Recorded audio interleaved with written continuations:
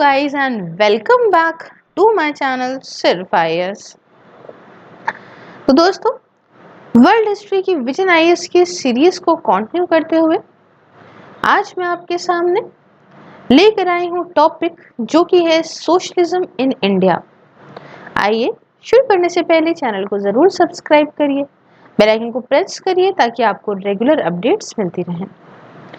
दोस्तों, last lecture में हमने सोशलिज्म इन रशिया वगैरह कंप्लीट कर लिया था। इसमें हम सोशलिज्म इन इंडिया के बारे में जानेंगे। चलिए शुरुआत करते हैं सोशलिज्म इन इंडिया के थोड़े से बैकग्राउंड वगैरह से। अब देखिए, जो ये इंडियन मॉडल है ना सोशलिज्म का, इसे संविधान के अंदर डिफाइन नहीं करा गया है, बट इसे डिफाइन करा गया है फ्रॉम आर्टिकल नंबर 43A के माध्यम से, जिसे इंट्रोड्यूस किया गया था 42nd कॉन्स्टिट्यूशनल अमेंडमेंट एक्ट 1976 में।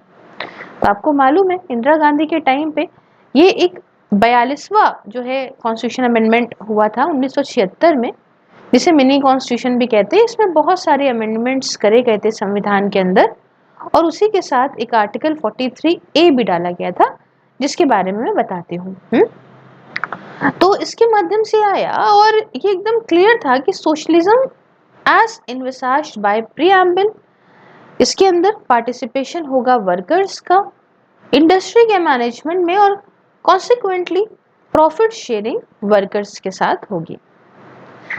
सुप्रीम कोर्ट ने नाकरा वर्सेस यूनियन ऑफ इंडिया 1982 के केस में एडजुडिकेट करा कि जो उद्देश्य है इस इंडियन सोशलिज्म का, वो ये है कि एक मार्क्सिज्म और गांधीज्म, इनका एक ब्लेंड हो, एक मिक्सचर हो, leaning heavily towards Gandhian socialism, जिसमें जो झुकाव था वो गांधीयन सोशलिज्म की तरफ ज्यादा था। अब आपकी उत्साहिकता और बढ़ रही होगी इस बारे में जानने के लिए, क्योंकि इंडिया के अंदर बहुत सारी ऐसी चीजें हैं जो पूरे वर्ल्ड की हैं, इन्हें अडॉप्ट तो किया गया है बट अपने तरीके से, अपने कल्चर के हिसाब से और अपनी ज़रूरत के हिसाब से। दोस्तों, लिबरलाइजेशन, प्राइवेटाइजेशन, ग्लोबलाइजेशन, ये जो LPG रिफॉर्म्स आए थे 1991, दैट इज 1991 के इकोनॉमिक रिफॉर्म्स की वजह से इंडिया थोड़ा सा इस कलेक्टिव ओनरशिप के कॉन्सेप्ट, ये जो collective ownership of means of production था ना, इससे थोड़ा सा ड्रिफ्ट हुआ। येट सोशलिज्म तो इम्पैक्ट डालता रहा इस नेशनल डिबेट पे। तो आप कुछ चीज़ों के बारे में आपको बताना चाहती हूँ जो इम्पोर्टेंट एस्पेक्ट्स हैं हमारे इंडियन सोशलिज्म के। जैसे कि पहली बात करें तो इक्वल अपॉर्चुनिटीज फॉर ऑल, ठीक है, ये आप पहला देख सकते हो। दूसरा, ये reduction of inequalities through state legislation, की मतलब जो इनइक्वालिटीज हैं उनको कम किया जाए स्टेट के लॉस के माध्यम से, स्टेट लेजिस्लेशन के माध्यम से, और स्टेट इम्प्लीमेंट करे कुछ वेलफेयर स्कीम्स को, जिससे ये भेदभाव, ये जो ऊपर नीचे है इनइक्वालिटी है, वो कम हो। इंडियन कॉन्स्टिट्यूशन ने कोशिश करी है कि वो प्रोटेक्टिव मेजर्स को इनकॉर्पोरेट करे, ताकि जो मेजर नेगेटिव फीचर है कैपिटलिज्म के, इनके बारे में मैं अच्छे से बता चुकी हूँ, तो मैं अब सिर्फ इन टर्म्स का यूज़ कर रही हूँ क्योंकि इससे बहुत टाइम वेस्ट हो जाएगा नहीं तो कैपिटलिज्म के जो नेगेटिव फीचर्स हैं इन्हें कम किया जा सके।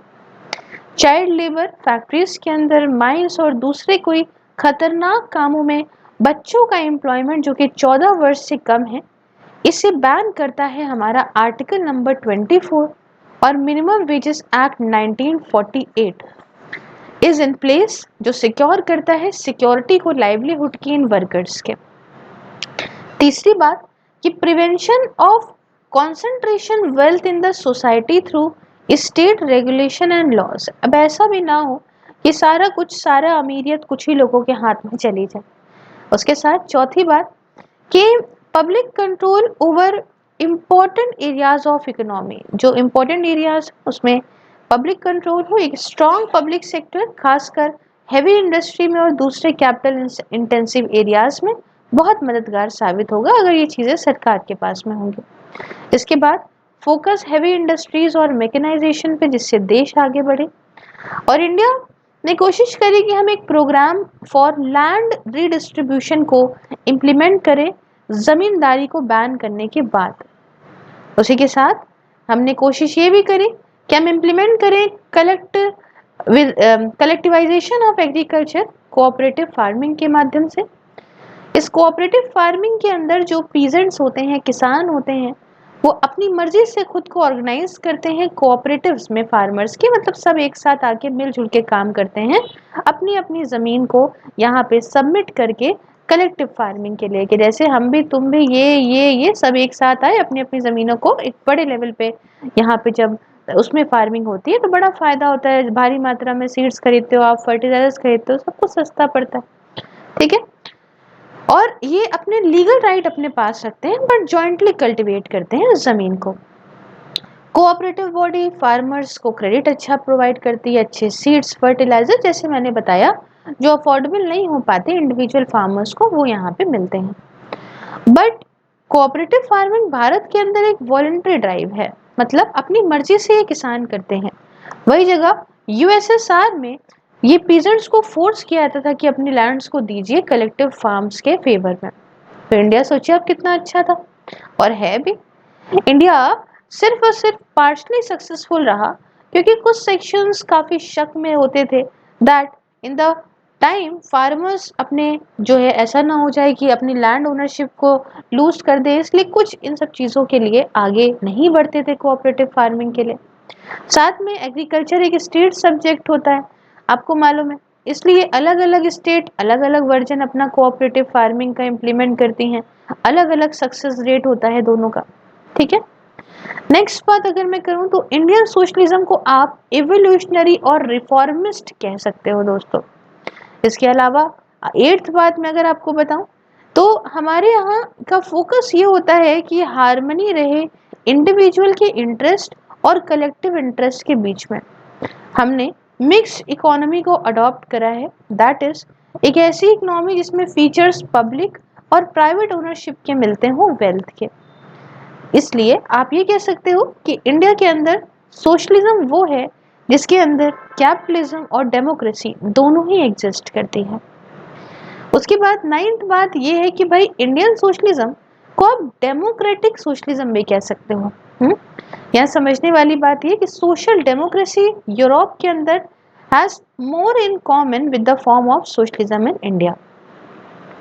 इसके अलावा 10th बात ये है कि इंडियन सोशलिज्म ये इंस्पायर्ड है दोस्तों फ्रेंच रेवोल्यूशन के आइडियाज ऑफ लिबर्टी, इक्वालिटी और फ्रैटर्निटी से। यहाँ पे बहुत सारे शेड्स आपको इंडियन सोशलिस्ट मूवमेंट के दिखेंगे, जैसे कि आप Marxism, social democracy, democratic socialism, anarchism से गांधीज्म तक, तो कई सारी चीज़ें आपको इंडियन सोशलिज्म के अंदर इन सब की झलक देखने को मिलेगी। इसके अलावा main stream before the stainless purchase was Marxism. Meerut conference के अंदर इंडियन सोशलिस्ट ने एक मार्क्सिज्म को अडॉप्ट करा as their creed, but after Stalin's purges Indian socialist ने रिजेक्ट करा मार्क्सिज्म को क्योंकि ये एक वायलेंट रेवोल्यूशन के लिए जागरूक कर रहा था। तो ये चीज़ जो हुई, मतलब ये जो वायलेंट मीन्स को इन्होंने छोड़ा, इससे इंडियन सोशलिस्ट ने एक डेमोक्रेटिक सोशलिज्म को अडॉप्ट करा जिसमें इन्होंने कहा कि हम अहिंसा के रास्ते पे, तभी गांधीयन सोशलिज्म की बात आती है ना कि हम नॉन वायलेंट तरीकों का यूज करेंगे, और इन्होंने आर्ग्यू करा कि socialism is impossible without democracy. इसके अलावा एक पॉइंट ये है कि 1931 में दोस्तों कराची सेशन हुआ था, उसमें नेशनल इकोनॉमिक प्रोग्राम ने मेंशन किया नेशनलाइजेशन ऑफ की इंडस्ट्रीज को और दूसरे मेजर्स को, ताकि ये जो गरीब और अमीर के बीच की गैप है इसे फिल किया जा सके। साथ में सेशन के अंदर सोशलिस्ट पैटर्न डेवलपमेंट को भी सेट करा गया था एक गोल के तौर पे इंडिया के लिए। हमने कमांड इकोनॉमी को भी अडॉप्ट करा 5 ईयर प्लान्स के माध्यम से। हरिपुरा सेशन जो 1938 में हुआ था, उसके अंदर इंडियन नेशनल कांग्रेस के प्रेसिडेंट एससी बोस ने एक नेशनल प्लानिंग कमेटी को सेटअप किया जिसके हेड थे जवाहरलाल नेहरू जी। प्रधानमंत्री नेहरू ने यूज करा term socialist pattern of society का, और ये आर्ग्यू करा जाता है कि इंडियन सोशलिज्म काफी मुश्किल था कैटेगराइज करना और यूनिक भी था, क्योंकि इसका एम सिर्फ यही नहीं था कि हम एक क्लासलेस सोसाइटी बनाएं, बट हमारे यहाँ का उद्देश्य ये भी था कि कास्टलेस सोसाइटी बनाएं। इसलिए हम लोगों ने पॉलिसी ऑफ रिजर्वेशन को अडॉप्ट किया ताकि इनइक्वालिटी कम हो सके हमारे सोसाइटी के अंदर। आप ये कह सकते हो कि कुछ फीचर्स जैसे कि जो स्पेसिफिक थे हमारी सोसाइटी को लेके, तो हमने टारगेट करा दोनों चीज़ों को एज इनइक्वालिटी क्लास बेस्ड, इसलिए हमने ज़मींदारी को बैन किया, और कास्ट बेस्ड, इसलिए हमने अनटचेबिलिटी को बैन किया और हम लेकर आए रिजर्वेशन पब्लिक एम्प्लॉयमेंट के अंदर। इसके अलावा यूनिक यूं भी था क्योंकि हमारा एम है डिक्रीज करना पॉवर्टी को, इंक्रीज करना कम्युनल हार्मनी को, और इक्विटेबल इकोनॉमिक डेवलपमेंट को बढ़ाना। इसके अलावा गांधीज्म का भी इम्पैक्ट है हमारे इंडियन सोशलिज्म पे, जैसे नॉन वायलेंस, अहिंसा का जो है रोल, डिसेंट्रलाइजेशन ऑफ पावर का, खासकर आइडियाज ऑफ ट्रस्टीशिप और आर्बिट्रेशन का। तो जो कॉन्सेप्ट है ना दोस्तों, ये ट्रस्टीशिप का ये कहता है कि कैपिटलिस्ट ट्रस्टी है और उसके पास वेल्थ होती है only the behalf of workers, जो एक रियल प्रोड्यूसर्स होते हैं इकोनॉमी में, जो वैल्यू क्रिएट होती है उसके। सिंस कैपिटलिस्ट एक ट्रस्टी होता है, तो इसलिए इसे वर्कर के इंटरेस्ट का ध्यान रखना चाहिए और उनके वेलफेयर के लिए काम करना चाहिए। दूसरी जो कॉन्सेप्ट मैंने आर्बिट्रेशन का बताया, तो आर्बिट्रेशन को इम्प्लीमेंट किया गया इंडस्ट्रियल डिस्प्यूट एक्ट 1947 के माध्यम से, जिसका एम ये था कि हम आर्बिट्रेशन का मेथड का यूज करके जो डिफरेंसेस हैं कैपिटलिस्ट और वर्कर्स के बीच में उसे रिकंसाइल करेंगे। आगे बढ़ के आपको बताती हूँ क्रिटिकल एनालिसिस इंडियन सोशलिज्म के। दोस्तों, इंडिया ने अडॉप्ट करा सोशलिज्म का राइट आफ्टर इंडिपेंडेंस, मतलब इंडिपेंडेंस के बाद ही हमने सोशलिज्म को अडॉप्ट करा था। ज़्यादातर इंडियन फ्रीडम मूवमेंट के लीडर्स जैसे कि जवाहरलाल नेहरू, जेपी नारायण, राम मनोहर लोहिया, वो काफ़ी ज़्यादा बढ़ावा देते थे इस सोशलिज्म को।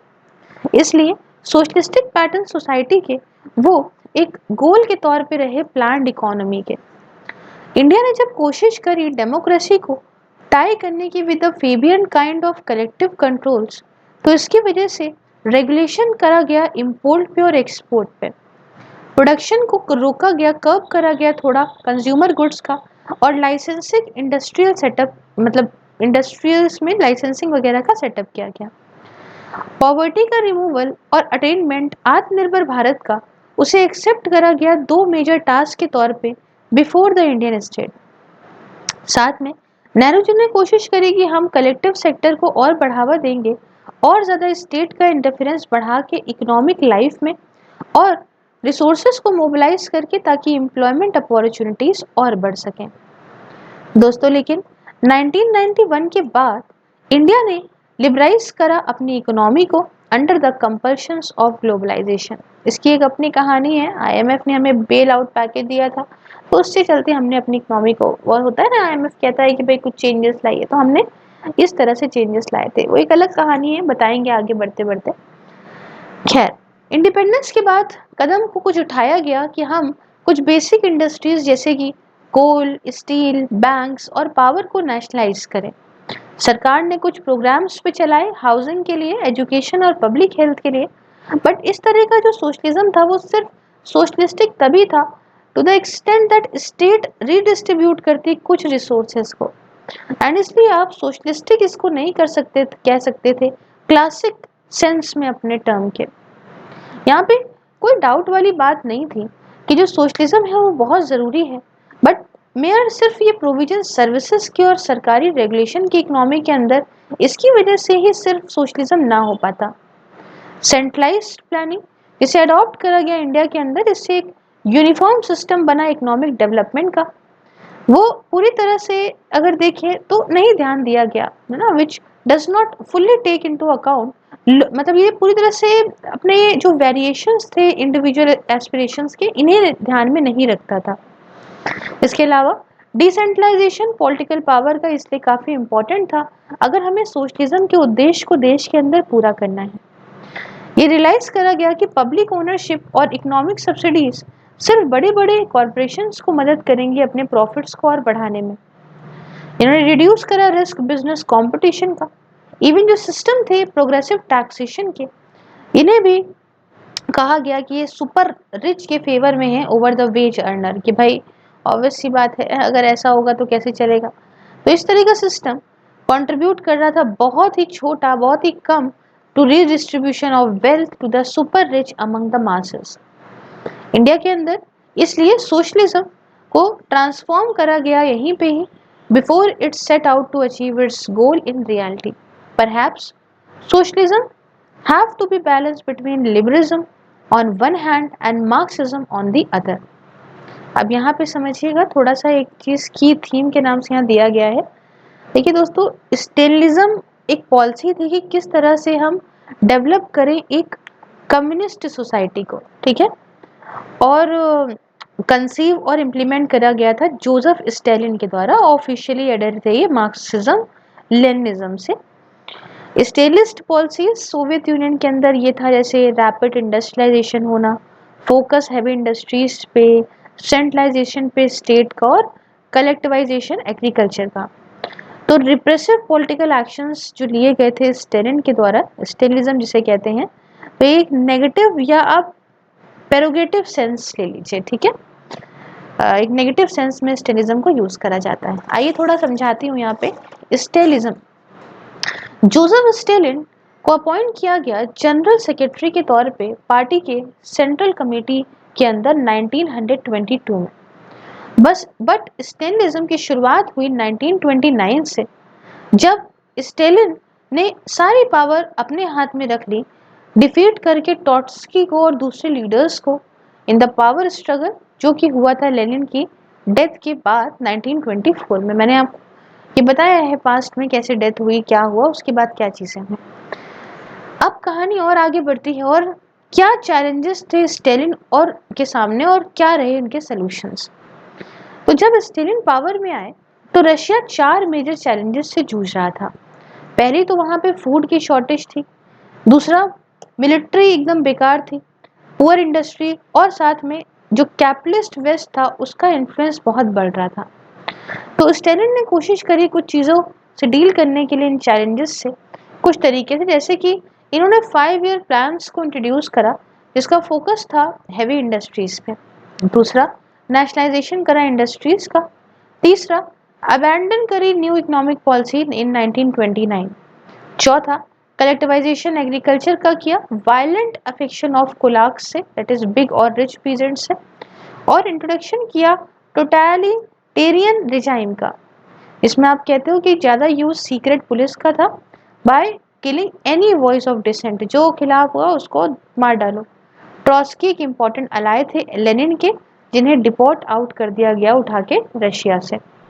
उसके अलावा रीमिलिटराइजेशन किया इन्होंने, इसके साथ फोकस डाला साइंस और टेक्नोलॉजी के डेवलपमेंट पे, और एक और चीज़ कि एक अग्रेसिव फॉरेन पॉलिसी जो देखती थी वेस्टर्न पार्ट्स को, खासकर यूएसए को अपने दुश्मन के तौर पर। आइए अब समझते हैं कि क्यों आखिरकार स्टालिन फोकस कर रहे थे इस हैवी इंडस्ट्रियलाइजेशन पे। दोस्तों, स्टालिन का फोकस हैवी इंडस्ट्रियलाइजेशन पे था। यूएसएसआर ने इन्वेस्ट किया ज़्यादा कैपिटल को अपनी हैवी इंडस्ट्रीज में, जैसे कि कोल, स्टील, आयरन वगैरह में, और लाइट इंडस्ट्रीज को नेग्लेक्ट किया। लाइट इंडस्ट्रीज ये लेस कैपिटल इंस्टेंस, मतलब इनको कम कैपिटल की ज़रूरत थी दैन द हैवी इंडस्ट्री, और ज़्यादा कंज्यूमर ओरिएंटेड थी दैन बिजनेस ओरिएंटेड। इसलिए कंज्यूमर ड्यूरेबल्स और नॉन ड्यूरेबल्स शॉर्टेज में आ गए रशिया के अंदर, मतलब रशिया के यूएसएसआर के अंदर। इसकी वजह से जो रोजमर्रा की जिंदगी थी कॉमन आदमी की, ये यहाँ पे हल्ट होने लगी। हैवी इंडस्ट्रीज दूसरी तरफ एक बेसिक इंफ्रास्ट्रक्चर क्रिएट कर रही थी इकोनॉमी के अंदर, और एक बेस बना रही थी इकोनॉमिक ग्रोथ में। यूएसएसआर ने इस पॉलिसी को अडॉप्ट किया हैवी इंडस्ट्रियलाइजेशन की। आखिरकार क्यों, वो बताते हूँ। पहला, कि स्टालिन का ये मानना था कि जो वॉर है विद द कैपिटलिज्म वेस्ट, ये इनएविटेबल है, ये तो होनी ही होनी है फॉर कम्युनिस्ट रशिया। ही was vindicated when Germany attacked Russia in 1941। और दूसरी बात कि ग्रेटर इंडस्ट्रियलाइजेशन की वजह से ज़्यादातर वर्कर्स होंगे और लेस नंबर ऑफ पीजेंट्स होंगे वर्कफोर्स के अंदर। ये इंडस्ट्रियल वर्कर्स होंगे जो सपोर्ट करते हैं कम्युनिज्म को, और स्टेलिन देखते थे पीजेंट्स को, खासकर कुलाक्स को, वेल्दी पीजेंट्स को अपने एनिमी के तौर पे सोशलिज्म के। माओजिन ये ड्रिफ्ट अवे हुआ from Russian model at this point, इसलिए स्टेलिन माने जाते हैं, इनका ये मतलब स्टेलिन का ये मानना था कि हैवी इंडस्ट्रियलाइजेशन की वजह से स्टेबिलिटी आएगी इस कम्युनिस्ट स्टेट के अंदर। नेक्स्ट बात आती है कि भाई यहाँ पे इंट्रोडक्शन 5 ईयर प्लान का, इतना आप समझ गए, इतना तो मैंने बता दिया। ओके, इंट्रोडक्शन 5 ईयर प्लान का। तो दोस्तों दोनों ही फर्स्ट दैट इज 1928 से 32 तक और सेकंड प्लान जो कि इनका 1933 से 37 तक चला था, दोनों ही 5 ईयर प्लान अपना टारगेट अचीव कर पाए थे 1 साल पहले ही अपने शेड्यूल के। फर्स्ट प्लान के टाइम पे फॉरेन इन्वेस्टमेंट तो अनअवेलेबल थी क्योंकि रशिया ने मना कर दिया था पे बैक करने से वॉर का डेप्थ जिसे इनकर किया गया था बाय सिजारिस रिजाइम, एंड साथ में इंडस्ट्रियलाइज नेशंस वो खुद ही फेस कर रहे थे काफ़ी भारी मात्रा में डिप्रेशन क्यों ड्यूरिंग 1930s। इसलिए स्टेलिन ने उस समय चूज करा कि हम अंदर की अपने देश में जो इंटरनल सेविंग्स और इन्वेस्टमेंट है उन्हीं पे ही रिलाय करेंगे। इन्होंने डिसाइड करा कि हम एग्रीकल्चर सेक्टर का यूज करेंगे कैपिटल के सोर्स के तौर पे। दूसरे शब्दों में बताऊं कि इन्होंने चूज करा एग्रीकल्चर सेक्टर को as source of capital accumulation. इसके साथ साथ कलेक्टिवाइजेशन ऑफ एग्रीकल्चर को इंट्रोड्यूस किया गया फर्स्ट प्लान में। रूथलेस री इन्वेस्टमेंट सारे प्रॉफिट्स का वो फोकस करता था upon to boost industrial production. इतनी भारी मात्रा में जो ये फर्स्ट प्लान में इन्वेस्टमेंट किया गया था उसको थैंकफुल होना चाहिए, ये इंडस्ट्री एक्सपैंड करी उसी की वजह से सेकेंड प्लान में इनके। वर्ल्ड डिप्रेशन, इसलिए उसकी वजह से एक कैपिटलिस्ट सिस्टम आया इनटू डिस्ट्रीब्यूट, एंड इसकी वजह से अटेंशन और ज़्यादा आया toward the Marxism, socialism and economic planning में। कॉन्सिक्वेंटली सोशलिस्ट आइडियाज और ज़्यादा से ज़्यादा लोगों को अटैक करने लग गए, इवन कुछ ऐसी कंट्रीज में जैसे हमारा भारत भी था उसमें, जहाँ पे जवाहरलाल नेहरू और सुभाष चंद्र बोस ने अर्ज किया कांग्रेस को कि वो एक्सेप्ट करे सोशलिज्म को एज अ गोल। अब आई बात इनके तीसरी प्लान की तरफ।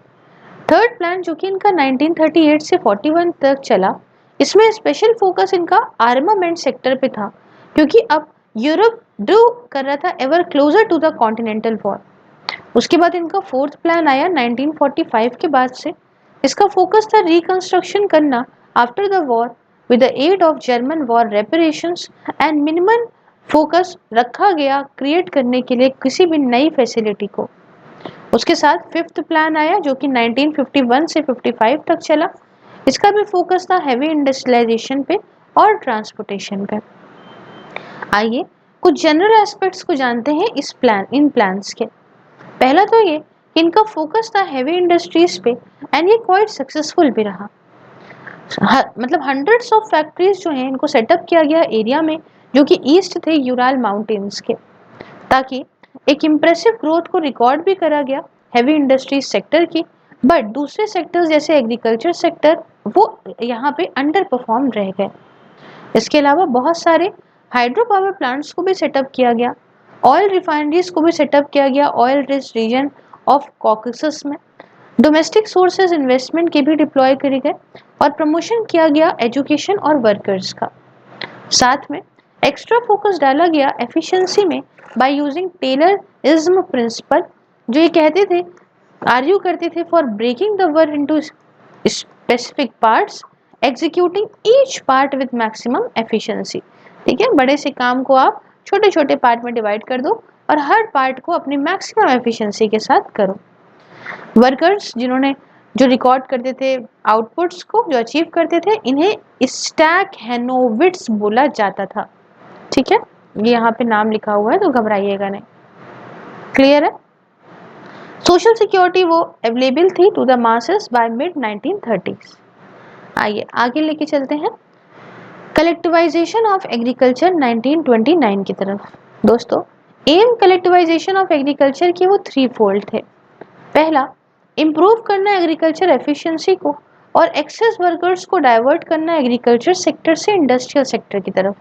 दूसरा, इंश्योर करना फूड सिक्योरिटी को और एग्रीकल्चर प्रोडक्शन को और बढ़ाना थ्रू इकोनॉमीज ऑफ स्केल, जिसकी वजह से through that would come from consolidating जो भी आपके टूटे टूटे लैंड होल्डिंग से उन्हें एक साथ लाना, और सब्सिक्वेंट मैकेनाइजेशन करके प्रॉपर फार्मिंग का। और तीसरा कि प्रॉपर रॉ मटेरियल की जो सप्लाई है उसे इंश्योर कराना, जैसे कैश क्रॉप्स वगैरह इंडस्ट्रीज के लिए। दोस्तों कलेक्टिवाइजेशन की बात करें तो फोर्स था अपॉन द पीजेंट्स, जैसे मैंने बताया वॉलंटरी था इंडिया में, लेकिन यहाँ पे फोर्सफुल था, काफी ब्रूटल था, क्योंकि फार्मर्स मना करते थे इस प्रोग्राम का पार्ट बनने से, तो उनको जबरदस्ती बनाया जाता था। शुरुआत में तो बड़ी हार्श इम्प्लीमेंटेशन करी इस फोर्स कलेक्टिवाइजेशन की वजह से, जिसकी वजह से बड़ी दिक्कतें आई, रूरल पॉपुलेशन और प्रोडक्टिविटी कम हो गई, क्योंकि कुलाक्स ने बदले में रिटेलिएट करा, अपनी कैटल वगैरह को ही मार देते थे, क्रॉप्स को ही जला देते थे, rather than allowing the state कि वो ले लें इन सारे उनके प्रोड्यूस को। बहुत सारी कैटल्स को तो मार दिया गया। That it was not until 1953 the same population ने फिर भाई कुछ same population figure could be reached, तो जो कितना बुरा करा। अब इसलिए जबरदस्ती कुछ नहीं कराओ भैया, प्यार से कराओ। यहाँ पे फेमीन भी आ गई थी यूक्रेन के अंदर 1932 में। आप जानते हैं रशिया यूक्रेन वगैरह ये बहुत भारी मात्रा में पूरे वर्ल्ड में गेहूं वगैरह प्रोवाइड करते हैं आज भी। खैर यूक्रेन में 1932 में जब ये फेमीन आई तो मिलियंस ऑफ लोग भूख से मर गए, और 1932 आते आते 60% पीजन हाउस होल्ड ने कलेक्टिवाइजेशन प्रोग्राम को ज्वाइन कर लिया, बट एग्रीकल्चर आउटपुट ये कम हो गया 23% से। जो सेकेंड प्लान रहा था ना 1933 से 7 वाला, उसमें एग्रीकल्चर आउटपुट इम्प्रूव हुआ था। तो सक्सेस क्या रही इस कलेक्टिवाइजेशन की आपको बताती हूँ। दोस्तों कलेक्टिवाइजेशन फार्मिंग का सक्सेसफुल रहा इस सेंस में कि 1937 आते आते 90% लैंड ये कलेक्टिवाइज हो गई। मैकेनाइज्ड की वजह से अच्छा खासा डिसेंट इंक्रीज हुआ प्रोडक्शन ऑफ फूड में बाय 1937। तो अब रिजल्ट की अगर हम बात करें इस स्टेनिज्म की तो क्या रहा। दोस्तों देखिए ये एक कॉन्ट्रास्ट है दोनों ही लेनिज्म और मार्क्सिज्म का, जैसे मैंने आपको बताया, क्योंकि इसमें वर्कर्स और पीजेंट्स दोनों ही एक्सप्लॉइट हुए एज ड्यूरिंग द सिजाज रिजाइन। स्टेट ने लिया यहाँ पे कैपिटलिस्ट की जगह दबाने में, मासेस को ऑप्रेस करने में। इसकी वजह से कोई रियल क्लास सोसाइटी तो नहीं बनी, क्लासलेस सोसाइटी तो नहीं बनी। यहाँ पे ये फेमसली आर्ग्यू करा जाता है कि स्टेनर्स रूल के अंदर ये सारे ही जो थे वो इक्वल थे, बट कुछ यहाँ पे ज्यादा इक्वल थे देन अदर्स। आइए अब समझते हैं थोड़ा एक एक करके। जैसे पर्जेस की बात करें, मैंने इनको बहुत आपको बताया है। एक दूसरा फीचर जो ये स्टेनर्स के रूल का था वो था पर्जेस। ये इम्प्लाई करता है कि sending to exile, putting to trial and jail में उठा के डाल देना, या इवन असैसिनेशन भी कर देना किसी भी मेंबर का पार्टी की जो अपोज करता था स्टालिन या उनकी पॉलिसीज को। तो ये जो वर्ड मैंने स्टार्टिंग में भी यूज किया था उसका मतलब आपको यहाँ पता चल गया। उसके अलावा Leon Trotsky most prominent leader थे who was purged from the Soviet Union. Trotsky के आइडियाज व बेसिस थे ट्रॉट्स्किज्म के, जो कि एक मेजर स्कूल था मार्क्सिस्ट थॉट का, that is opposed to the theories of Stalinism। अभी इनको भी एग्जाइल कर दिया गया, डिपोर्ट कर दिया गया from the Soviet union in 1929। बाद में 1940 में इनको मार दिया गया, असैसिनेट कर दिया गया on Stalin's order in the Mexico. ज़्यादातर इनकी फैमिली मेंबर्स जो हैं उनको भी मार दिया गया था अलग अलग अटैक्स में। रिजल्ट जो स्टालिन के पॉलिसीज का था वो काफ़ी ब्रूटल रिजाइम था, जिसमें कैरेक्टराइज आप कह सकते हो अथॉरिटेरियन सोशलिज्म और वन मैन रूल। आप अभी इतने सारे दबाने से ही समझ सकते हो कैसा था। वन मैन रूल कह लो या आप कह लो rather than one party rule, as जो सारे ही डिसेंट थे उनको दबा दिया गया था। स्टालिन ने कल्ट ऑफ अपनी पर्सनालिटी का प्रमोट करा। इसने टाइटल लिया मैन ऑफ स्टील का, which translate as Stalin in Russia। इनका असली नाम था लॉसिफ, लॉसिफ क्या जोसेफ, ठीक है, लॉसिफ विसैरियोनोविक डिशू गैशविल। यार यहाँ तो नहीं लिखा है लेकिन समझ जाओ बड़ा खतरनाक सा नाम। तो पार्टी का डी फैक्टो पावर डिक्लाइन हुआ अंडर स्टालिन्स रूल ऑल्दो सारे डिसीजन जो लिए गए पार्टी के द्वारा वो पेपर पे थे, लेकिन रियलिटी में सारे डिसीजन मेकिंग पावर जो है वो सिर्फ स्टेलिन के हाथ में थी। अब no freedom of speech and expression की बात करूं तो राइटर्स, आर्टिस्ट, म्यूजिशियंस ये एक्सपेक्ट करा जा रहा था कि भाई ये एक काम ग्लोरी ऑफ वर्क जो सोवियत अचीवमेंट्स का है उसे यहाँ पे प्रोड्यूस करें। एजुकेशन को एक टूल बना दिया गया था इन डॉक्टराइजेशन ऑफ स्टूडेंट का by making it free and compulsory. Social service की बात करूं तो social services in the form of education, health care and social security ये बढ़ी during the Stalin's rule. Force labour की बात करूं तो स्टेलिन के रूल के अंदर जो बिजनेस थे उन्हें फोर्स करा गया लेबर के लिए। गुलाग वॉज अ गवर्नमेंट एजेंसी जिसके अंदर स्टेलिन जो मैनेज करते थे सोवियत को उसने फोर्स करा। फोर्स लेबर कैंप्स होते थे, मतलब ये जो स्टेलिन थे फोर्स लेबर कैंप को यहाँ पे मैनेज करते थे। गुलाग एक मेजर टूल बना पॉलिटिकल ऑपरेशन का as a opponents of Stalin were also put it this का मतलब जो स्टेलिन के खिलाफ जिनके ओपोनेंट्स थे उनको भी इन्हीं के अंदर ही धरा गया था, गुलाग के अंदर, GULAG। फिर आई बात clamp down on Orthodox church. Stalin ने क्लैम्प डाउन कर दिया ऑर्थोडॉक्स चर्च को, बहुत सारे चर्च को तो बंद कर दिया और क्लर्जी को प्रोसिक्यूट कर दिया गया। ये पार्ट था कंसोलिडेशन का पॉलिटिकल पावर का बाय स्टेलिन।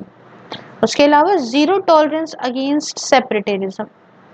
स्टेलिन के पास अंदर कोई सिंपैथी नहीं थी डिमांड्स को लेके फॉर ऑटोनॉमी या independence bye a non Russian part of USSR। Stalin ने एक इम्पॉर्टेंट पार्ट को प्ले करा है रशिया की सक्सेस में वापस से उन टेरिटरीज को लाने में यूक्रेन और जॉर्जिया की during the civil war of 1918 और 20 की। स्टेलिन ने यह भी इंश्योर करा कि अज़रबैजान और आर्मेनिया जिन्होंने अपनी इंडिपेंडेंस को डिक्लेयर कर दिया था सिविल वॉर के टाइम पे वो भी पार्ट रहे रशिया का। स्टेलिन ने कंटिन्यू करा इस policy of iron hand rule को अपने टर्म में, और रियल जो प्रॉब्लम थी वो इस फैक्ट में थी कि 47% USSR के अंदर नॉन रशियन पॉपुलेशन थी। इसके साथ इकोनॉमिक फ्रंट पे अगर देखें तो यहाँ पे कुछ इम्प्रूवमेंट था, हैवी इंडस्ट्रीज बढ़ी ज़्यादातर अगर हम कहें दूसरे सेक्टर्स ने लेकिन पुअर परफॉर्मेंस दिखाई। फूड की शॉर्टेज तो रही काफ़ी लंबे वक्त तक, और बेसिक कंज्यूमर गुड्स जो कि बहुत ज़रूरी थे डेली लाइफ में कॉमन मैन की वो भी शॉर्टेज में थे। आखिरी में अगर कोल्ड वॉर की बात करें तो स्टेलिन के अंदर रशिया जो है उसे हेवीली इन्वॉल्व हुआ ये कोल्ड वॉर में USA के साथ, इसलिए एक डीप सस्पिशन था टुवर्ड्स द USA एंड इससे USA और USSR के रिश्ते और ख़राब हो गए। वेयर द फीचर ऑफ ये मतलब एक स्टेलिन रूल का ये एक इम्पॉर्टेंट फीचर भी है, ये इसमें रशिया, USSR और USA के रिश्ते बड़े ख़राब हो गए थे। USSR ने बहुत पैसा फूका था आर्म्स को बिल्डअप करने के लिए।